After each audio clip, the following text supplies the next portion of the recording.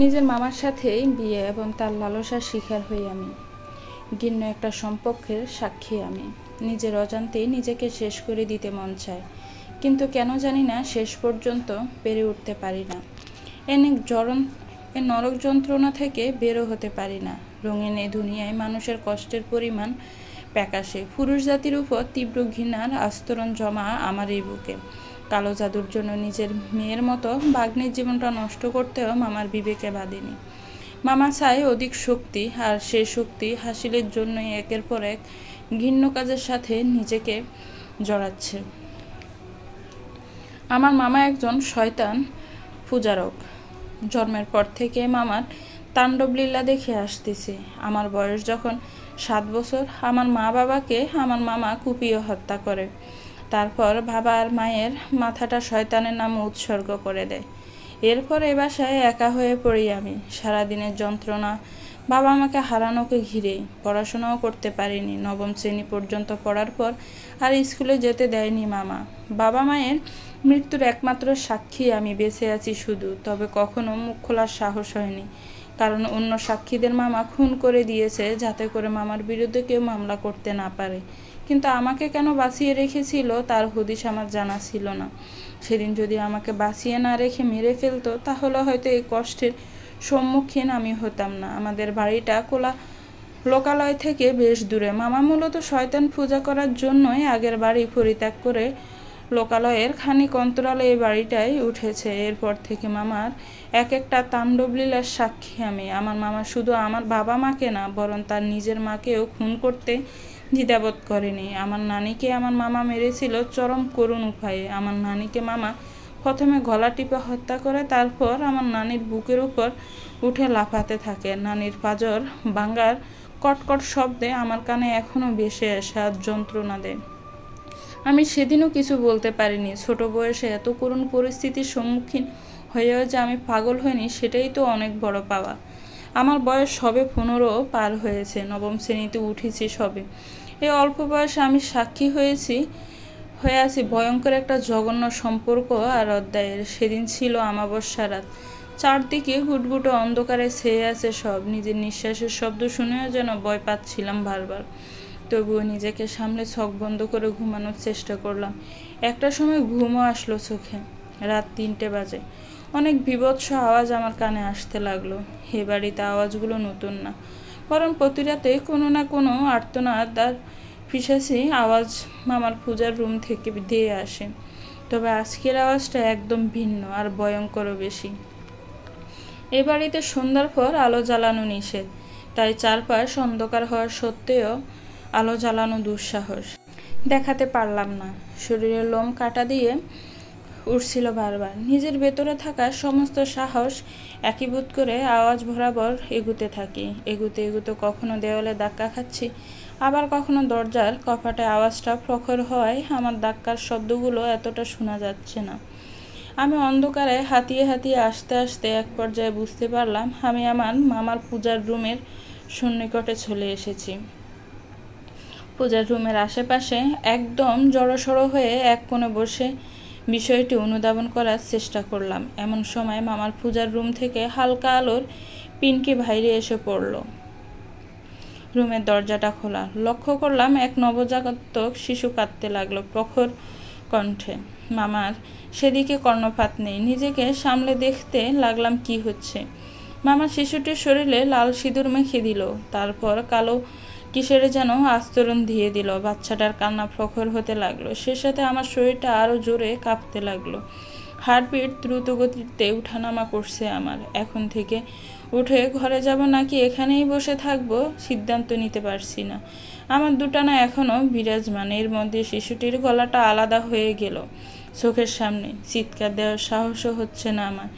শরীর দিয়ে ঘাম ঝরছে অনবরত। মামা গলাটা আলাদা করেও ক্ষান্ত হয়নি। এবার শিশুটির চোখগুলো উফড়ে দিল। সেই চোখগুলো আর মাথাটা পিশাচ শয়তানের পদতলে উৎসর্গ করে কি যেন বিড়বিড় করতে লাগলো। এমন সময় জোরে একটা কাঁপুনি অনুভব করলাম। মূর্তিটা জ্যান্ত হলো লক্ষ্য করলাম। এবার আমার গলা শুকিয়ে যেতে লাগলো। মামা জোর গলায় বলল, হে পিশাচী দেবী, আমার আরও শক্তি চাই। জগতের এমন কোনো ঘৃণ্য কাজ বাকি নেই যে আমি করিনি। নিজের স্ত্রী, বোনের জামাইকে খুন করেছি, নিজের মাকে খুন করার পর তার বুকের উঠে লাফিয়ে মায়ের পাঁজর ভেঙেছি, নিজের বাবাকে পুড়িয়ে হত্যা করে ছাইগুলো তোমার তরে উৎসর্গ করেছি, প্রতিদিন কোনো না কোনো নবজাতককে তোমার তরে বলি দিচ্ছি। আজকে নবজাতক বলির সংখ্যা 101টা পূর্ণ হয়েছে। এরপরও কি আমি অসীম শক্তির অধিকারী হব না? আমার শরীর কাঁপতে লাগলো শুধু। পিশাচী দেবী রাগান্বিত স্বরে বলল, এর চেয়ে অনেক জঘন্য কাজ তোকে করতে হবে। এছাড়া অসীম শক্তি লাভ করা কখনোই সম্ভব না। আমি এখনো তোর উপর তুষ্ট হইনি। আমাকে তুষ্ট করলে শক্তি মিলবে, অন্যথায় না। মামা কিছুক্ষণ ভেবে বলল, তাহলে দেবী তুমি কি চাও আমি আমার ভাগ্নিকে হত্যা করি? কিন্তু তুমিই তো নিষেধ করেছিলে ওকে হত্যা করতে, না হয় অন্যদের সাথে তাকেও হত্যা করে দিতাম। পিশাচী দেবী হাসতে হাসতে বলল, হত্যার থেকে জঘন্য কি হতে পারে বল? মামা চুপ হয়ে অনেক ভেবে বলল, তুমি আমাকে পথ দেখাও দেবী, আমাকে বলে দাও কি করতে হবে। সে কাজ যতই জঘন্য হোক না কেন আমি করতে পারবো। পিশাচী দেবী গম্ভীর গলায় বলল, তোকে তোর ভাগ্নিকে বিয়ে করতে হবে। বিয়ের পরপরে ভাগ্নির সাথে মিলিত হওয়া যাবে না। তোর ভাগ্নিকে বিয়ে করে তাকে নগ্ন অবস্থায় ঘরে আটকে রাখবি, হাত পা বেঁধে রাখবি, কিছু খেতে দিবি না। তারপর ঠিক 15 দিন পর যখন চন্দ্রকে সূর্য গ্রাস করবে, ঠিক তখন তোর ভাগ্নির সাথে তুই মিলিত হয়ে তার যোনিপথে ছুরি দিয়ে আঘাত করে হত্যা করে আমার পদতল উৎসর্গ করতে পারলেই তুই অসীম শক্তির অধিকারী হবি। অন্যথায় তোর ওপর আমি তুষ্ট হব না। এর জঘন্য কাজের মাপকাঠি তুই যখন পার করতে পারবি তখনই আমি তোর উপর তুষ্ট হবে, এছাড়া নয়। তুই কি পারবি আমার শর্ত মতে কাজ করতে? ভেবেছিলাম মামার পক্ষে এ কাজ করা কখনো সম্ভব হবে না, তবে মামা বেশ নির্দ্বিধায় বলল, কিন্তু বিয়ে কিভাবে করব ভাগ্নিকে? এলাকার সবাই জানে চারুলতা আমার ভাগ্নি। এলাকায় জানাজানি হলে তো আমি বাধাগ্রস্ত হবে এই কাজে।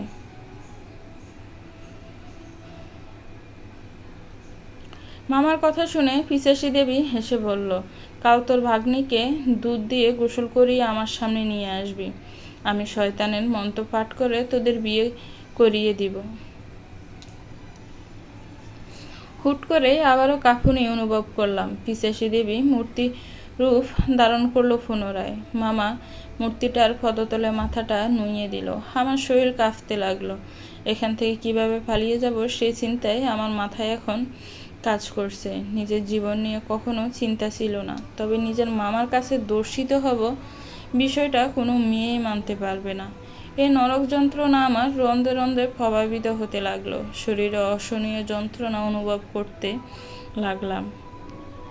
পালিয়ে যাওয়ার আগে জ্ঞান হারালাম। পরদিন যখন জ্ঞান ফিরল, আমি লক্ষ্য করলাম আমাকে দুধ দিয়ে পরিপূর্ণ করা বড় পাত্রে শুইয়ে রাখা হয়েছে। তারপর মামা এসে কি যেন মন্ত্র পড়ে আমার চোখে মুখে পানি ছিটিয়ে দিল। সাথে সাথে আমি পুনরায় বেসামাল হয়ে গেলাম। জ্ঞান ছিল, তবে চিন্তা শক্তি স্থবির হয়ে গিয়েছিল। আমাকে নেওয়া হলো পিশাচ দেবীর সামনে। মামা একের পর এক মন্ত্র পড়ে পিশাচ দেবীকে জীবিত করে তুলল। পিশাচ দেবী এসে জোরে জোরে কি যেন পড়ল আর সারা শরীরে ছিটিয়ে দিল দুর্গন্ধময় পানি। আর সাথে সাথে বলল, বিবাহ সম্পন্ন হয়েছে। এবার 15 দিন একে উলঙ্গ করে ঘরে আটকে রাখ। কথাটা বলে পিশাচ দেবী মূর্তি হয়ে গেল। মামা আমাকে নগ্ন করে একটা অন্ধকার রুমে আটকে রাখলো। পরদিন আমার হুঁশ আসলো। আমার সারা শরীর নগ্ন হয়ে আছে। আমি আত্মহত্যা করতে চাইলেও করতে পারছি না কোনোভাবে। সারা ঘরে আমার কাপড় খুঁজে পেলাম না। এ জায়গা থেকে যে করেই হোক আমাকে পালাতে হবে। আর পালানোর একমাত্র উপযুক্ত সময় হবে মামা যখন পূজা করে তখন। আমি পথ খুঁজতে লাগলাম কোন দিক দিয়ে পালাবো। ভাগ্যক্রমে মামা আমাকে বেঁধে রাখতে হয়তো ভুলে গেছে। আমি অনেক খোঁজার পর লক্ষ্য করলাম বাথরুমের উপর দিকটা ভাঙা। চিন্তা করলাম এদিক দিয়ে আমি পালাবো, তবে আমি নগ্ন হয়ে বাইরে যাবই বা কী করে। শত চিন্তা আমার মনে জেঁকে বসছে। হয়তো কোনো মায়া বলে আমি আটকে আছি, তাই আত্মহত্যা করতে পারছি না। মাথা ঠান্ডা রাখতে চেষ্টা করলাম। রাত তখন 3টে। নরপিশাচ মামা এখন পূজার রুমে। আমি নিজেকে সামলে বাথরুমের উপর দিক দিয়ে ভাঙা কাজটা আরও ভেঙে বাগানের দিকে লাফ দিলাম। এতে করে আমার সারা শরীরে কাজ লেগে ছিন্ন ছিন্ন হয়ে গেল। নগ্ন শরীর নিয়ে সামনে এগুবো কী করে সে চিন্তায় মগ্ন আমি। এমন সময় কিছু একটার আওয়াজ পেলাম। চারুলতা ডাকটা আমার কানে আসতে ভয়ে চুপসে সামনের দিকে তাকালাম। ভাবতে লাগলাম শেষ রক্ষা হয়তো আর হবে না। পরক্ষণে চারুলতা ডাকটা দ্বিতীয়বার কানে আসতে আমি আরও ভয় পেয়ে গেলাম, কারণ সামনে কেউ একজন দাঁড়িয়ে আছে। তার ছায়া দেখতে পারলেও শরীর দৃশ্যমান না। ভাবতে লাগলাম মামার নয়তো। ভাবতে ভয়টা বেড়ে গেল। একে তো নগ্ন শরীর, তার উপর অন্ধকারটাই বোঝা যাচ্ছে না কি হচ্ছে। আমি ভয়ে ভয়ে ডোক গিলতে লাগলাম। এমন সময় একটা ওড়না আমার দিকে কেউ ছুঁড়ে দিয়েছে। লক্ষ্য করলাম। ওড়না বললেও ভুল হবে, বড়সড় একটা চাদর বলা চলে। আমি চাদরটা কোনো রকম গায়ে জড়িয়ে নিলাম। তীক্ষ্ণ একটা কণ্ঠে এসে কানে ভাজালো আমার। কণ্ঠটা আমাকে উদ্দেশ্য করে বলল, চারুলতা, সামনের দিকে এগিয়ে যাও, একদম পিছু ফিরবে না। পিছু ফিরলে তোমারই বিপদ। কেউ তোমাকে ডাকলেও পিছু ফিরবে না, এমনকি আমি ডাকলেও না। না হয় এ মায়াভলয় থেকে কখনো বের হতে পারবে না, আর তোমার মামার ভোগের শিকার হবে।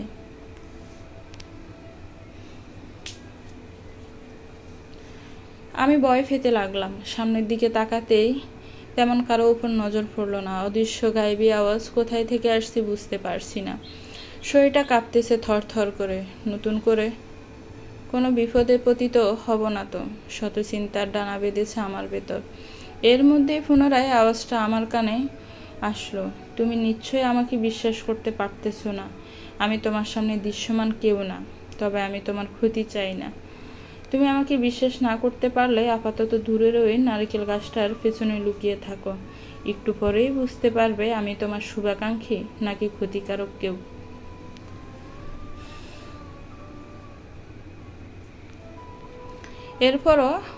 এবারও আমি দ্বিধায় রয়েছি। দৌড় দিব নাকি নারিকেল গাছটার পিছন দিকটায় যাব সে চিন্তায় মগ্ন। কণ্ঠস্বরটা পুনরায় বলল, হাতে সময় বেশি নেই, তুমি যাও নারিকেল গাছটার পেছনে এখনই। না হয় এরিক চলে আসবে, আর এরিক আসলে তোমাকে এখানে ফেলে আবার তুলে নিয়ে গিয়ে আটকে রাখবে, কারণ তুমি ব্যতীত সে অসীম শক্তি হাসিল করতে পারবে না। তার শক্তি হাসিলের জন্য তোমাকে প্রয়োজন। আমি নিজেকে সামনে প্রশ্ন করলাম, কে তুমি? আর এই এরিকটা কে? এরিক হলো তোমার মামা। পিশাচ রাজ্যে সে আজকে এরিক নামে পরিচিত হবে। গতকাল তোমাদের বিয়ে হয়, সে বর পেয়েছে পিশাচ দেবীর কাছ থেকে। এরিক এখানে এসে সামনের কণ্ঠময় ফলের কাছের নিচে বলি দিবে নবজাতক শিশু এবং 16 বছর বয়সী তরুণী। এরিক এখনো টের পায়নি তুমি পালাচ্ছ। টের পেলে তোমার এই ক্ষতি। তুমি দ্রুত যাও নারিকেল গাছটার পেছনে। একমাত্র সে গাছটার পেছনে এরিকের কোনো শক্তি কাজ করবে না, কারণ গাছটার নিচে পুঁতে রাখা আছে একটি শুভ শক্তির আধার। এবার কেন জানি না ধেয়ে আসা কণ্ঠস্বরটাকে বিশ্বাস করতে ইচ্ছে করছে। আমি চাদরটা ভালোভাবে জড়িয়ে নিলাম। চাদরটা ভালো করে জড়াতে চাদরটা এক সজ্জিত পোশাক হয়ে গেল। মনে হচ্ছে মোগল আমলের কোনো রানীর কারুকাজ পোশাক আমি পরে আছি। আমার বিস্ময় বাড়তে লাগলো। বিস্ময়ের রেশ বেশি দূর না গিয়ে নারিকেল গাছটার পেছনে চলে গেলাম দ্রুত। নারিকেল গাছটার নিচে যেতে একটা কাঁপুনি অনুভব করলাম। চোখটা আপনা আপনি বন্ধ হয়ে গেল। পরক্ষণে চোখ খুললাম। মামা কণ্ঠময় গাছটার নিচে এসেছে। আমার এক হাতে নবজাতক শিশু উল্টা করে ধরে রাখা, অপর হাতে এক তরুণীর হাত ধরে রাখা। শিশুটা মৃত কিনা বোঝা যাচ্ছে না। আমি চুপ হয়ে বসে রইলাম। ভয়ঙ্কর কিছুর সম্মুখীন হতে যাচ্ছি, সেটা বেশ ভালোই বুঝতে পারছি। মামা নবজাতক শিশুটাকে কাপড় কাচার মতো হাঁচড়ে ফেলল একটা পাথর খণ্ডের উপর। সাথে সাথে শিশুটির মাথাটা ফেটে মগজ আলাদা হয়ে গেল। আমার কলিজা কাঁপতে লাগলো। এত ভয়ঙ্কর মৃত্যু আমি এর আগে কখনো দেখিনি। মামা এবার মগজটাকে একটা পাত্রে নিয়ে সে শিশুকে ধরে গড়িয়ে পড়া রক্তটা পাত্রের মধ্যে দিয়ে পূর্ণ করলো। পাত্রটাকে এক পাশে রেখে দিল। এবার তরুণী মেয়েটাকে শোয়ালো। মেয়েটা বেসামাল হয়ে আছে, শুধু গুঙ্গাং করে শব্দ করছে। মেয়েটাকে শুইয়ে দিয়ে প্রথমে গলাটা আলাদা করে দিল ধারালো ছুরি দিয়ে, তারপর মেয়েটার স্তন দুটো কেটে অন্য আর একটা পাত্রে রাখলো। মেয়েটাকে এবার ফুরিয়ে দিল। মেয়েটার শরীর থেকে জ্বলে ওঠা আগুনের উপর পাত্র দুটো রাখলো। পাত্র দুটোতে রক্ত টকবক করে পড়ছে, আর মামা হালকা চেঁচিয়ে চেঁচিয়ে বলতে লাগলো, হে পিশাচ দেবী, আমি তোর উৎসর্গ করলাম। আমি এদের সবচেয়ে করুণ এবং জঘন্য উপায়ে খুন করেছি। তোমার দেয়া প্রতিটা কাজ আমি করেছি। আমাকে শক্তি দাও। এমন সময় পুনরায় সেই কণ্ঠস্বরটা আমার কানে আসলো, চারুলতা, দ্রুত চলে যাও এখান থেকে। এরিকের ধ্যান ভাঙলেই তুমি ধরা পড়বে। দ্রুত প্রস্থান নাও এই জায়গা থেকে। পিশাচ দেবী এখানে আসলে আরও বিপদে পড়বে। আমার কথা শুনো। আমি তোমার ক্ষতি চাই না, বরং আমি তোমার ভালো চাই। আমাকে বিশ্বাস করতে পারো। একমাত্র তোমাকে দিয়েই এরিকের ধ্বংস সম্ভব। অন্যথায় এরিক একবার যদি এই শক্তির মালিক হয়ে যায়, তাহলে সব তছনছ হয়ে যাবে। এরিকের হাত থেকে রক্ষা পাবে না কোনো কুমারী নারী, কোনো নবজাতক শিশু। দয়া করে তুমি প্রস্থান নাও। মনে রেখো, আমি এরপর তোমাকে কিছুই বলার সুযোগ পাবো না, কারণ এই ছাড় দেয়ালের বাইরে আমার কণ্ঠস্বর তোমার কাছে পৌঁছাবে না। তবে তোমার চিন্তা ভাবনায় আমি বিরাজমান থাকব।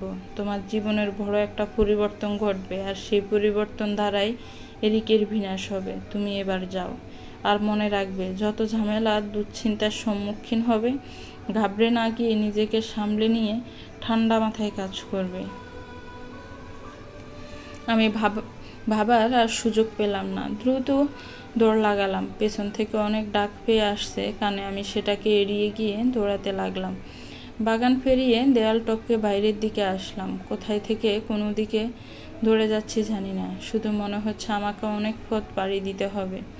এই পথের শেষ অধ্যায়টা খুঁজে বের করতে হবে। মামাকে বিনাশ করার উপায় বের করতে হবে।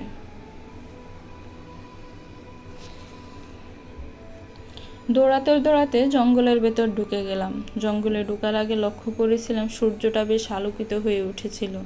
তবে জঙ্গলে ঢুকার পর সব পুনরায় অন্ধকার হয়ে গেল। এই গ্রামে এমন গহীন জঙ্গলের বর্ণনা কারো মুখে শুনিনি। এই দিনের বেলাতেও জঙ্গলটা রাতের মতো অন্ধকারে ছেয়ে আছে। আমার শরীর কাঁপছে। দৌড়াতে দৌড়াতে অসাড় হয়ে যাচ্ছি আমি। একটা পর্যায়ে গাছের গোড়ার সাথে আটকে থুবড়ে পড়লাম। বেশ ব্যথা লাগছে। বুঝতে পারছিলাম এই জায়গাটা বেশ নিরাপদ আমার জন্য। মামার ভয় অন্তত এই জায়গায় নেই। এখানে একটু বিশ্রাম নিয়ে বাকি পথ হাঁটতে হবে। জানি না গন্তব্য কোথায়, তবে আমাকে সে গন্তব্যর সন্ধান যে মিলাতেই হবে। গাছের গোড়াটায় মাথাটা এলিয়ে চোখটা বন্ধ করে রইলাম। এমন সময় প্রকাণ্ড আওয়াজ আসলো কানে। কোনো হিংস্র প্রাণীর না, বরং এক নারীর কণ্ঠ। আমি ভয়ে চুপসে গেলাম। তাহলে কি মামা বুঝে ফেলেছে আমি এখানে? আর সে কি এখানে কাউকে বলি দিতে নিয়ে এসেছে? আমার বুকটা থরথর করে কাঁপছে। আরও বেশি কাঁপতে শুরু করলো যখন কোনো হাত এসে আমার মুখ চেপে ধরল।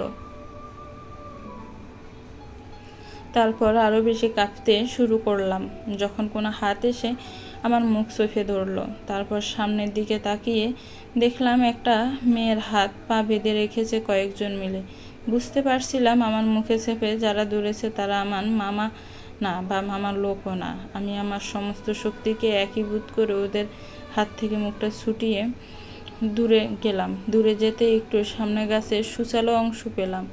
অন্ধকারে এতটা স্পষ্ট না। এটা কি? কোনো রকম নিজেকে সামনে সুচালো অংশটা নিয়ে জোরে আঘাত করলাম। এই আঘাতটা একজনের মধ্যে সীমাবদ্ধ রইল না, বরং আঘাতটা করলাম পরপর কয়েকজনকে। কারো পেটেতে ছিন্ন বিচ্ছিন্ন হয়ে গেছে, আর কারো তো চোখ মুখ সবাই যখন কোপকার, ঠিক তখন মেয়েটার মুখ হাত পা খুলে দিলাম। মেয়েটার মুখ খুলতে সে হাঁপাতে হাঁপাতে বলল, দূরে দৌড়ে চলো বোন, তুমি তো ৩-৪ জনকে খুন করে দিয়েছ। মেয়েটার কথা শুনে আমি হতবাক হয়ে সামনের দিকে তাকালাম। আমার সামনে ৪ জন লোক মৃত্যু যন্ত্রণায় ছটফট করছে। এর মধ্যে একজন মারাও গিয়েছে। নিজেই অবাক হলাম, এত শক্তি আমার মধ্যে কি করে আসলো বুঝতে পারলাম না। তার উপর এত নির্মমভাবে আমি হত্যা করেছি তা যেন মেনেও নিতে পারছি না। আমি হতবাক হয়ে দাঁড়িয়ে আছি। কি হচ্ছে আমার সাথে কিছুই যেন বুঝতে পারছি না।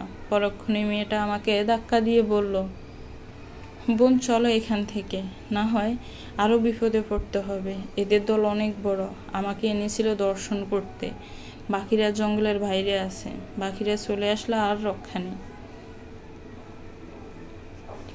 মেয়েটার দিকে তাকিয়ে দেখারও সুযোগ পেলাম না। শরীর যেন পুরোপুরি অসাড় হয়ে যাচ্ছে, আর কোনো শক্তি শরীরে অবশিষ্ট নেই। মেয়েটা আমার অপেক্ষা করলো না, আমার হাতটায় হ্যাঁচকা টান দিয়ে দৌড়াতে লাগলো। আমি নিজেকে নিয়ন্ত্রণ করে দৌড় দিলাম। জানি না কোথায় যাচ্ছে, এ পথ আর কোন রাস্তায় এসে ঠেকেছি। সব কিছুই এলোমেলো লাগছে আমার কাছে। দৌড়ের এক পর্যায়ে প্রায় অনেক পথ ফাঁড়ি দেওয়ার পর একটা ভাঙ্গা অবশেষের কাছে এসে দুজন দাঁড়ালাম। আলো নেই চারপাশে, গুটগুটো অন্ধকার, তবে ঝাপসা ঝাপসা দেখা যাচ্ছে সব। এবার মেয়েটার দিকে তাকালাম। অসম্ভব সুন্দরী একটা মেয়ে। হালকা অন্ধকারে মেয়েটার সৌন্দর্য যেন বহুগুণ বেড়ে গেছে। আমি কিছুটা দম নিয়ে মেয়েটাকে জিজ্ঞেস করলাম, কে তুমি? আর ওরা কে ছিল যারা তোমার হাত পা বেঁধে রেখেছিল? মেয়েটা কিছুটা চুপ থেকে বলল, আমি কে সেটা বললে তুমি কি বিশ্বাস করবে? বিশ্বাস না করার মতো কি আছে শুনি? মুখ দিয়ে না বলি, তুমি আমার চোখের দিকে তাকাও, তাহলেই বুঝতে পারবে আমি কে। আমি মেয়েটার চোখের দিকে তাকাতেই একটা সাপের অবয়ব আমার সামনে ভেসে উঠল। বয়স চুপসে গিয়েও মৃদু গলায় বললাম, তাহলে তুমি কি সাপ? মানুষ কি করে সাপ হয়? তুমি সত্যি করে বলো, তুমি কে? তোমার চোখে রহস্যের বাজ। আর ওরা কে ছিল যারা তোমাকে এভাবে বেঁধে রেখেছিল? মেয়েটা হালকা হেসে উত্তর দিল, আমি মৃদা, একজন ইচ্ছাধারী নাগিন। আমি বিশ্বাস করলাম তুমি নাগিন, কিন্তু তুমি চাইলে যারা তোমাকে ধরে এনেছে তাদের সাপ হয়ে মেরে ফেলতে পারতে। তাহলে সেটা কেন করনি? কারণ আমি নাগিন হলেও আমার মধ্যে এখনো কোনো শক্তি আসেনি। আমি শক্তি পাবো যখন আমার 21 বছর পূর্ণ হবে। একটা অভিশাপের জন্য আমি নাগপুর থেকে বিতাড়িত হয়ে মনুষ্য সমাজে বাস করতে শুরু করি। আমার রূপের জন্য অনেকের লালসার দৃষ্টি পড়ে আমার উপর। তারা তো জানতো না আমি নাগিন, তাই তারা আমাকে তাদের ভোগের পণ্য বানাতে জঙ্গলে নিয়ে এসেছিল। সময় মতো তুমি এসে আমাকে বাঁচিয়েছ, কিন্তু আমার মনে হচ্ছে তুমি কোনো সাধারণ মেয়ে না। কারণ একটা অল্প বয়সী মেয়ের পক্ষে এতগুলো মানুষকে একসাথে নির্মমভাবে হত্যা করা সম্ভব না। আর তুমি লক্ষ্য না করলেও আমি লক্ষ্য করেছি, তোমার চোখে খুনের সময় জ্বলে উঠেছিল অগ্নি লাভা। কোনো সাধারণ মেয়ের চোখে এমন লাভা জ্বলার প্রশ্নই ওঠে না। আমি মৃদার কথা শুনে কিছুটা বিস্ময় হলাম। আমার মতো মেয়েকে সে কেনই বা অসাধারণ বলছে? তার উপর মনে হলো সে গায়েবী কণ্ঠস্বরের কথা। সেই কণ্ঠস্বরটা আমাকে বলেছিল আমার মধ্যে সুপ্ত অবস্থায় আছে কিছু শক্তি। সময়ের প্রতিক্রমায় কাহিনীর স্রোত বেগে সেগুলো প্রকাশিত হবে। তবে আমি কে? কি এমন শক্তি আমার মধ্যে আছে? এটা নিশ্চিত আমার মধ্যে কোনো শুভ শক্তিই বিদ্যমান রয়েছে। কিন্তু সেটা কি শক্তি? আমার মামার মতো মানুষ ধ্বংস হবে আমার হাতে। কিভাবে ধ্বংস করব? কিভাবে আবিষ্কার করব আমার সেই শক্তিগুলোকে? আমি মৃদার দিকে তাকিয়ে বললাম, আমার বয়স অল্প হলেও আমি সাক্ষী হাজারো নির্মম কাহিনীর। আমার বুঝ অন্যদের তুলনায় বেশি। আমি জানি না আমার মধ্যে কি শক্তি রয়েছে। তুমি জানলে আমাকে বলো। তুমি তো নাগিন, তুমি নিশ্চয়ই আঁচ করতে পারবে আমার মধ্যকার শক্তিটা কি ঘিরে। মৃদা হালকা গলায় বলল, দেখো, আমার পক্ষে এখন বলা সম্ভব না। আমি তোমাকে বলতে পারবো যখন আমার বয়স 21 পূর্ণ হবে আর আমি অভিশাপ মুক্ত হবে। এজন্য তোমাকে আরও 1 মাস 17 দিন অপেক্ষা করতে হবে। তবে আমি নিশ্চিত তুমি কোনো শুভ শক্তির ইঙ্গিত। এটা আমি নিশ্চিত, কারণ তোমার গলায় বাম দিকে এক কোণায় একটা উল্টা তীর চিহ্ন রয়েছে। যাদের ভেতরে শুভ শক্তি থাকে তাদের গলায় এমন চিহ্ন থাকে, আর যারা অশুভ শক্তি বহন করে তাদের গলায় ক্রস চিহ্ন থাকে। আমি কিছুটা অবাক হয়ে বললাম, আমি তো কখনো এমন চিহ্ন আমার গলায় দেখিনি। তোমার চক্ষু গোচর হবে না এখন, আর কোনো সাধারণ মানুষের চোখেও এটা পরিলক্ষিত হবে না। আমি নাগিন বলেই দেখতে পারছি। তোমার পথ মসৃণ নয়, অনেক বাধা তোমার জীবনে আসবে, তবে তোমাকে তা কাটাতে হবে। আমি নির্বাক। আমার মাথায় এখন কিছুই আসছে না, সব কিছু এলোমেলো লাগছে। নিজেকে সাধারণকে ভাবতেও পারছি না, শত ভাবনা আমার ভিতর ডানা মেলেছে। আমি মিতার দিকে তাকালাম, তারপর পাশের ভাঙা দেয়ালটার দিকে তাকালাম। বুঝতে পারছি না এটা কোন জায়গা। আর সবচেয়ে বড় বিষয় হচ্ছে এই গ্রামে এমন ঘন জঙ্গল আছে, সেটা আমার জানাই ছিল না। এই কোন জায়গায় এসে ঠেকলাম জানি না। এসব ভাবতে ভাবতে উপর থেকে একটা বিড়াল মাটিতে আছড়ে পড়ল। মাটিতে আছড়ে পড়ার সাথে সাথে বিড়ালের মাথাটা দ্বিখণ্ডিত হয়ে গেল, আর বিড়ালটার কাটা মাথা রগরগিয়ে তাকালো। আমার হাত পা কাঁপতে লাগলো। বিষয়টা এখানে থেমে থাকলো না, বরং আরো ভয়ঙ্কর পরিস্থিতির রূপ নিল। চারিদিকে আচমকা কুকুর ডাকতে লাগলো, সাথে শিয়ালের হাঁক। কুকুর আর শিয়ালের ডাক যেন কানে বাজতে লাগলো প্রখরভাবে। সব মিলিয়ে পরিস্থিতি খারাপ দিকে মন নিচ্ছে, সেটা ভালো করেই বুঝতে পারছিলাম। বিড়ালের কাটা মাথাটা আমার ঘাড়ের উপর এসে আছড়ে পড়ল। পরপরই বিড়ালের মাথাটা আমার গলার দিকটায় কামড়ে ধরল। ব্যথায় আমার শরীর মুচড়ে যাচ্ছে। শরীরবিহীন বিড়ালের মাথাও একটা জীবন্ত কি করে হয়, সেটা মোটেও বোধগম্য হচ্ছে না। আমি হাতটা উপরে তুলে বিড়ালের মাথাটা ধরে টানার শক্তিটুকুও পাচ্ছিলাম না। কিন্তু মিতা বিড়ালটার মাথাটা ধরে আমার গলা থেকে ছুটিয়ে দূরে ঢিল দিল।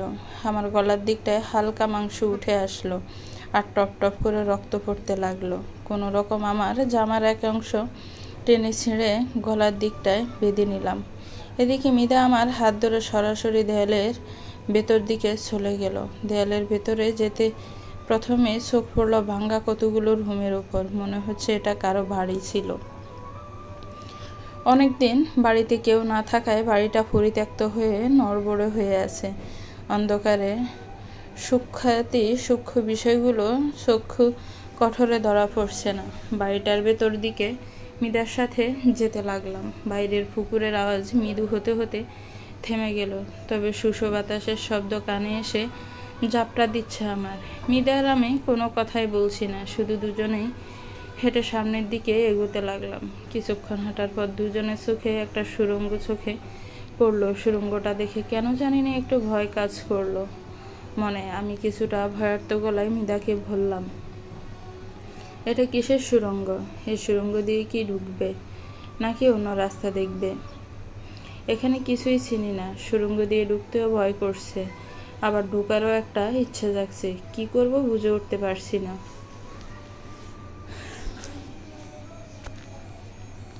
এই সুড়ঙ্গ দিয়ে ঢুকলে নিশ্চয় ভালো হবে না মিতা, কারণ জঙ্গলের বিষাক্ত সাপ হয়তো দলা পাকিয়ে বসে আছে।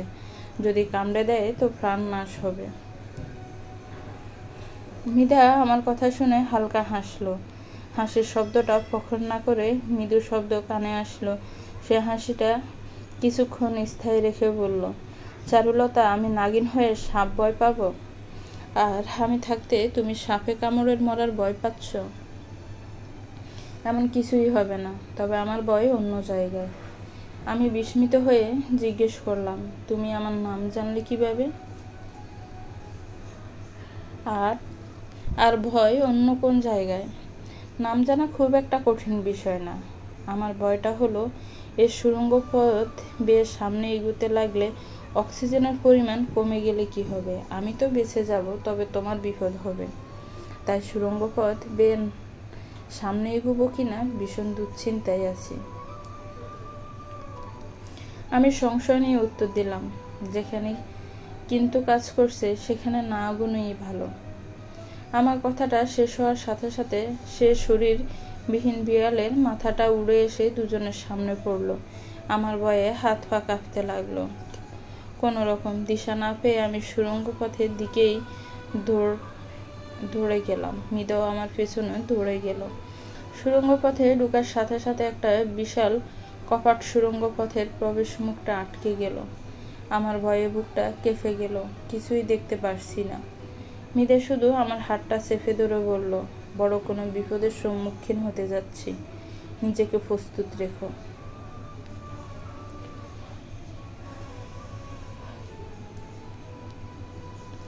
একে তো অন্ধকার, তার উপর কোনো বাতাস নেই। সব মিলিয়ে দম বন্ধ হয়ে যেতে লাগলো। গড়গড়িয়ে বমি করতে লাগলাম। মিতার তেমন কোনো সমস্যা হচ্ছে না, তবে আমার যেন সমস্যা পিছুই ছাড়ছে না। শ্বাসকষ্ট যেন আমাকে গ্রাস করে নিচ্ছে। ক্রমশ শরীরটা নিস্তেজ হয়ে যাচ্ছে। শক্তি যেন হাওয়ায় মিলিয়ে গেল আমার।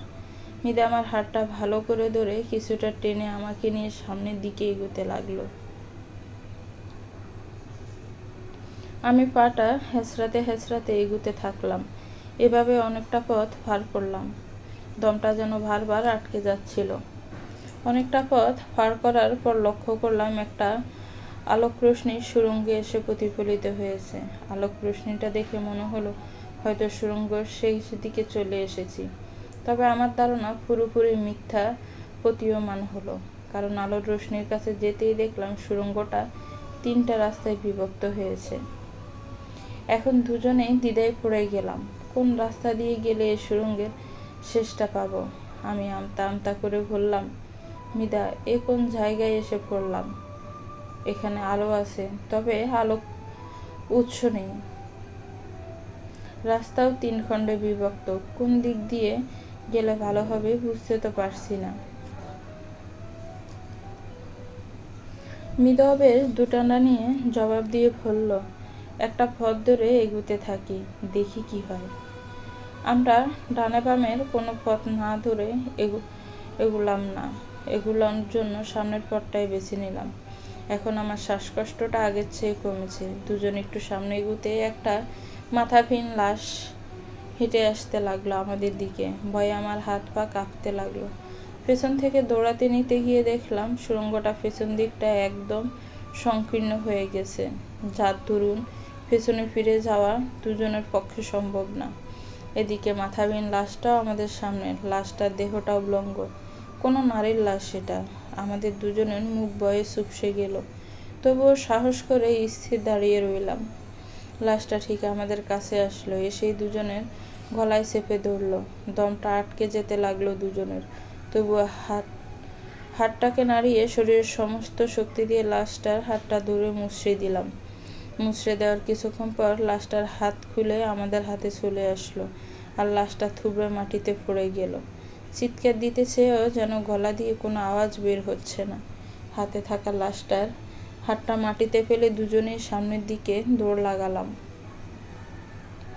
একটু সামনে যেতে গাটা শিউরে উঠল।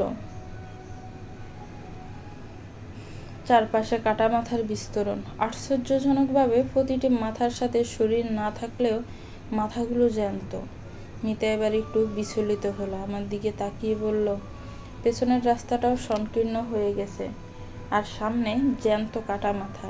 এই পরিস্থিতিতে সামনে কি করে এগোবো? ভয়ে তো শরীর কাঁপছে। আমিও এবার ভয় পেয়ে গেলাম। ভয়টা মোটেও দমাতে পারছি না। শরীর কাঁপতে লাগলো। কাঁপুনিটা ক্রমেই বেড়ে চলেছে আমার। তবুও সাহস করে বললাম, এখানে দাঁড়িয়ে থাকলে এভাবেই মারা যাব, এর চেয়ে বরং লড়াই করে মরি।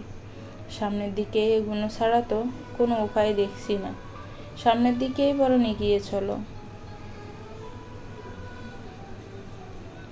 মিতা আমার হাতটা শক্ত করে ধরল। আমিও মিতার হাতটা শক্ত করে ধরলাম। মিতা না থাকলে হয়তো এই পথ পাড়ি দেওয়া আরও কষ্ট হতো।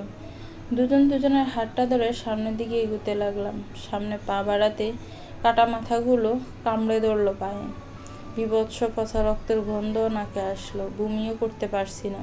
পেটে কিছু থাকলে তো বমি করতে পারবো, পেট খালি, তাই বমিও করতে পারছি না। পা দুটো দুজনেই টেনে টেনে মাথা কাটার কামড় ছুটাচ্ছিলাম আর সামনের দিকে এগোচ্ছিলাম। গন্ধ পেট ফুলে যাচ্ছে দুজনেরই, আর পায়ের যন্ত্রণার বর্ণনা দেওয়া দুষ্কর। শরীর হিমশীতল হয়ে যাচ্ছে ঠান্ডা বাতাসে। চারপাশে কোথাও কোনো ফাঁকা জায়গা নেই কোনো ছিদ্র। তবুও কোথায় থেকে এত হিমশীতল বাতাস আর গন্ধ দিয়ে আসছে বোঝা যাচ্ছে না। শরীরের রক্ত চলাচল যেন বন্ধ হয়ে যাচ্ছে। একদিকে কাঠা মাথার কামড়, অন্যদিকে বাতাস। সব মিলিয়ে দম বন্ধকর পরিস্থিতির সম্মুখীন হলাম। তবু আশাহত হলাম না। দুজনেই এগুতে লাগলাম। কখনো মাথাগুলো হাত দিয়ে ধরে টেনে পা থেকে ছুটিয়ে সামনের দিকে যাচ্ছে, আবার কখনো এক পা দিয়ে অন্য পায়ে লাথি দিয়ে কাটা মাথাগুলো ছুটাচ্ছি। শ্বাস প্রশ্বাস আর চলছে না। প্রায় 15 মিনিট এমন দম বন্ধকর পরিস্থিতি পার করে একটা খালি জায়গা পেলাম। জায়গাটা এবার বেশ প্রশস্ত মনে হলো। হিমশীতল ঠান্ডা ভাবটা এই জায়গায় আসার পর চলে গেল। কিছুটা স্বস্তি যেন মিলল।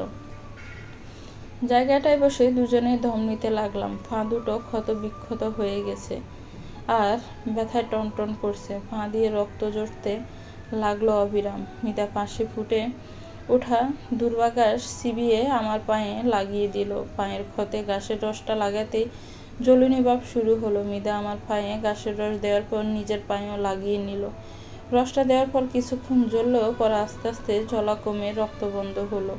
আগের মতো রক্তক্ষরণ এখন আর হচ্ছে না, আর হলেও খুব অল্প পরিমাণে। পায়ের অবস্থা যখন একটু উন্নতির দিকে তখনই দুজনের মাথায় আবার এই প্রশ্ন জাগলো, আমরা কোথায় এসেছি আর কোন দিকে যাব? মিদে একটু আশপাশ তাকিয়ে বলল, সুড়ঙ্গ থেকে হয়তো বের হয়ে গেছি, না হয় এত প্রশস্ত জায়গা কি করে আসলাম? সুড়ঙ্গতে আসি নাকি সেখান থেকে বের হয়েছি বুঝতে পারছি না। সব যেন গোলক দাদা মনে হচ্ছে। আমি চুপ হয়ে বসেই আছি, কোনো কথা বললাম না। আমার মুখ থেকে বের হচ্ছে না। সারহীনের শরীরটা বেশ তিক্ততায় ভরে গেছে এখন। মানসিক অবস্থার অবনতি ঘটছে ক্রমে। মামার অত্যাচার থেকে বের হতে গিয়ে নতুন অত্যাচারে পতিত হলাম। মাঝে মাঝে মনে হয় আমি আমার মাঝে নেই। এটা যদি দুঃস্বপ্ন হতো অনেক ভালোই হতো। তবে বিষয়টা দুঃস্বপ্ন না, বিষয়টা সম্পূর্ণ বাস্তব। আর বাস্তবতা সামলাতে ভীষণ কষ্ট হচ্ছে আমার। নীরবতা কাটছে না আমার। হয়তো পরিস্থিতিটার আমার নীরবতা সহ্যই হলো না, তাই আচমকা শূন্য থেকে ছোট বাচ্চা মাটিতে আশ্রয় করে থেতলে গেল আমাদের দুজনের সামনে। উপর হয়ে বাচ্চাটার উপরে, যার ফলে বাচ্চার নাকটা থেতলে গিয়েছে প্রথমে। খাড়া নাকটা যেন বোঝা হয়ে গেল। বাকি বর্ণটা দিতে গেলে শরীর কাঁপছে। এত নির্মমতার সাক্ষী কেন হচ্ছি জানি না। আমি জোরে চিৎকার দিয়ে উঠলাম। মিতা আমার হাতটা ধরে আমাকে বসা থেকে টেনে তুলে দৌড় লাগালো সামনের দিকে। আমিও দৌড়াচ্ছি। চারপাশে কিছুই দেখছি না, শুধু দৌড়াচ্ছি আর দৌড়াচ্ছি। দৌড়ের এক পর্যায়ে দুজনে শক্ত কিছুতে ধাক্কা খেয়ে থুবড়ে পড়লাম। তবে সরাসরি কোনো কুয়োর মধ্যে পড়ে গেলাম দুজনেই। কুয়োর হালকা রক্তে পূর্ণ আর মাটি থেকে বেশ গভীর। আমাদের হাঁটু পর্যন্ত কুয়োটার রক্ত পরিপূর্ণ। রক্তের পচা গন্ধে ঘা গুলিয়ে যাচ্ছে। এই কুয়ো থেকে কি উপরে উঠবো সেই চিন্তা কিছু ছাড়ছে না। হয়তো এই কুয়োতেই পচে মরতে হবে। এসব চিন্তা করতে করতে নিস্তব হয়ে গেছি আমি।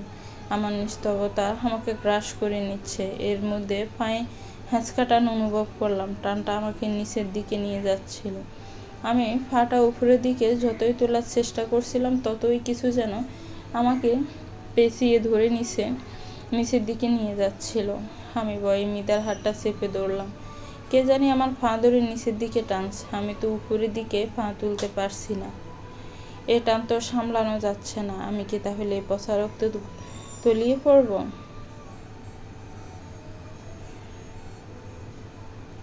মিতা আমার কথা শুনে বিমর্ষ গলায় একই জবাব দিয়ে বলল, চারুলতা, একই টান আমিও অনুভব করছি। আমাদের হয়তো জীবন এখানেই শেষ। একবার তুলিয়ে পড়লে বাঁচতে পারবো না, আর এই টান সামলানোও সম্ভব না। অপরদিকে কুয়ো যতটা গভীর, উপরে ওঠাও সম্ভব না। আমি অভিশপ্ত হওয়ায় সাপ রূপ ধারণ করতে পারবো না। না হয় সাপ রূপ নিয়ে উপরে উঠতে পারতাম। কথার শেষ হতে না হতে কুয়োর গা ঘেঁষে কিছু অদ্ভুত প্রাণী বেয়ে বেড়াতে লাগলো। কিছুক্ষণ আগে প্রাণীগুলো ছিল না। হুট করে কোথায় থেকে উদয় হলো, বোধগম্য হচ্ছে না। প্রাণীটার একটা চোখ, ঠোঁটগুলো মানুষের মতো, আর চোখগুলো গোলাকৃতির, আকৃতি ছোট কচ্ছপের মতো। চারপাশে কয়েকটা হাত। হাতগুলো অবিকল মানুষের মতো, তবে একদম ছোট ছোট। হাতগুলো একবার প্রসারিত করছে আর একবার সংকুচিত করছে। কালো কুচকুচো দেখতে। সব মিলিয়ে অবস্থা খারাপ দিকে মোড় নিল। পায়ের নিচের দিকে টান বাড়তে লাগলো, আর এদিকে প্রাণীগুলোর সংখ্যাও বাড়তে লাগলো। মিদার আমি বেশ ভালো করেই বুঝতে পারছিলাম আমাদের হাতে সময় নেই। হয়তো তলিয়ে পড়ব এই রক্তস্রোতে আর মরে পচে যাব। এটাই হয়তো গন্তব্য ছিল। গন্তব্য বললে ভুল হবে, নিষ্ঠুর গন্তব্য। আচমকা টানটা প্রখর হলো আর দুজনেই তলিয়ে পড়লাম পচা রক্তস্রোতে। গল্পটা কেমন লাগলো একটি কমেন্টস করে জানাবেন। গল্পটার পরবর্তী পার্ট খুব শীঘ্রই আসবে। আর আমার চ্যানেলটাকে প্লিজ সাবস্ক্রাইব করবেন। যারা সাবস্ক্রাইব করে রেখেছেন তাদেরকে অসংখ্য অসংখ্য ধন্যবাদ।